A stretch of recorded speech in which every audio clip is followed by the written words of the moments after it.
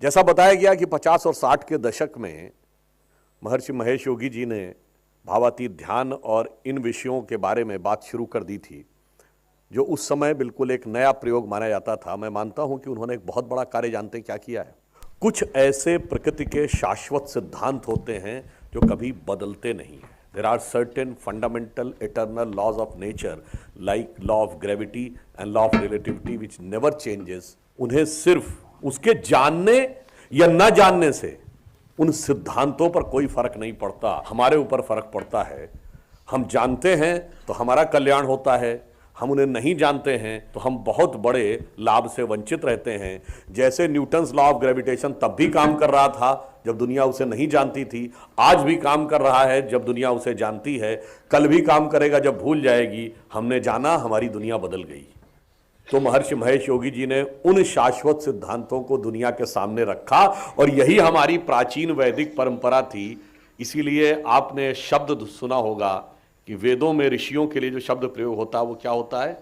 मंत्र दृष्टा ऋषि, मंत्र करता नहीं। क्योंकि जो भी मंत्र हैं वो प्रकृति के उन गूढ़ रहस्य और शाश्वत सिद्धांतों के हैं जो इटर्नल हैं। उसमें आपने कुछ बनाया नहीं है, सिर्फ देखा है। इसीलिए हमारे यहां जो ज्ञान का सर्वोच्च सोपान माना गया है, जो हाईएस्ट डिग्री मानी जाती है वर्ल्ड में, वो क्या है? पीएचडी। पीएचडी को हिंदी में, अंग्रेजी में क्या कहते हैं? Doctor of philosophy. फिलॉसफी का मतलब क्या है? Sophia is a Latin word for books. Phil means उसको चाहने वाला, and the lover of the books is philosopher. किताबों में डूब जाने वाला व्यक्ति फिलॉसफर है और किताबों में डूब जाना ही सर्वोच्च ज्ञान है। पर किताबें तो अच्छी और बुरी दोनों प्रकार की होती हैं। हमारे यहां फिलॉसफी को हिंदी में क्या कहते हैं? दर्शन शास्त्र। यानी सर्वोच्च ज्ञान क्या है?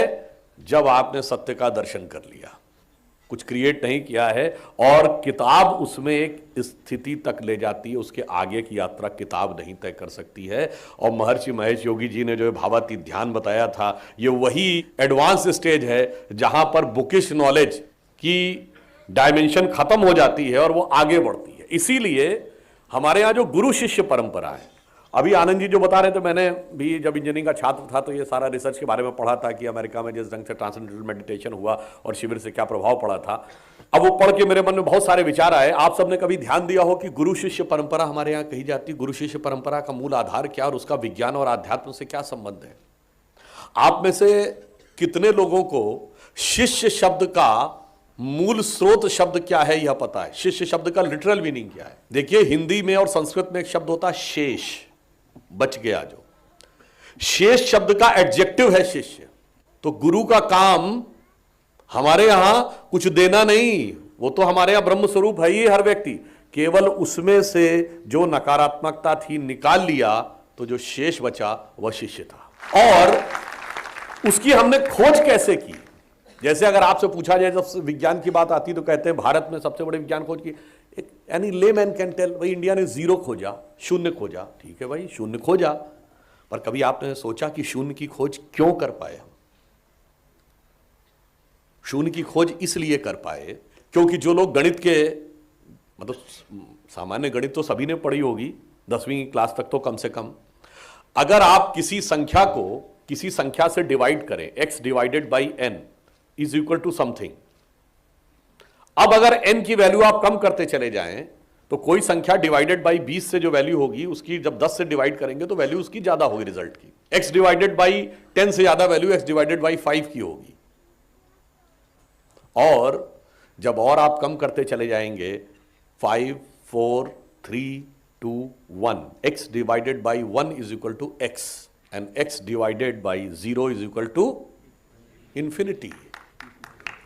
इसका अर्थ क्या हुआ कि अनंत का रास्ता शून्य से होकर जाता है और हम अनंत को खोज रहे थे, इसलिए शून्य को खोजने में सफल हुए। और यहीं पर वह बात आती है कि गुरु शिष्य में केवल शून्य पैदा करता और कुछ नहीं पैदा करता है, अनंत का साक्षात्कार उसे स्वयं हो जाता है। इसीलिए वह संस्कृत का प्रसिद्ध श्लोक आप सबने सुना होगा, पर शायद उसके अर्थ की तरफ ध्यान न दिया हो, जो गुरु शिष्य के लिए बोलता है, ओम पूर्णमिदं पूर्णमदः पूर्णात् पूर्णमुदच्यते पूर्णस्य पूर्णमादाय पूर्णमेवावशिष्यते। यानी मैं पूर्ण हूं, ये पूर्ण है, पूर्ण से पूर्ण का उदय कराना है, मैंने इस पूर्ण में से पूर्ण निकाला तो शेष जो बचा वो भी पूर्ण था। If you take infinity out of the infinity, the residual will always be infinity.